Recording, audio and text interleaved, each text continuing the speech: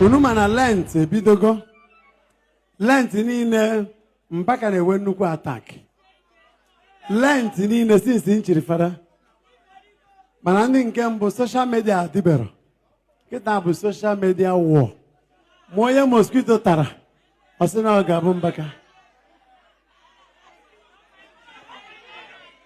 Onye na-eri nri asị ya ekwu n'okwu, ọ na-ekwu okwu eri na ose tụkọrọ ya, ọ sị Mbaka.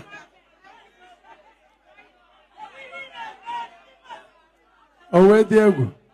O jee mekanik. Alụgide moto alụtaghị ya, ọ sị Mbaka.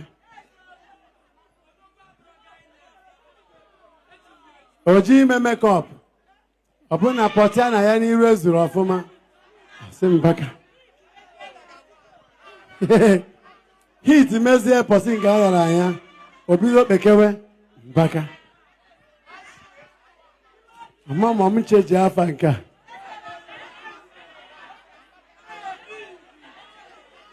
Ị ga-ahụ na m mepere ọnụ gọzie nwoke mmadụ na-alụrụ onwe ya ọrụ. Problem. Mmadụ ga-agwa fada onye ọ ga-agọzi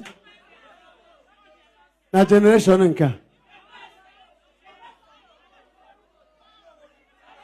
Anyị na-agọzi unu dum. Back us with prayers. Na Chukwu dị. Nga anọghị bịa mma papa ma ọla na free.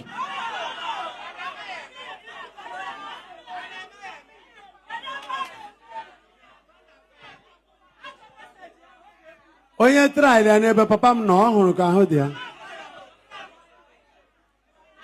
Hello? Kụpụ nna m ofu eze, were eze one kwụ ụgwọ ya. Amen.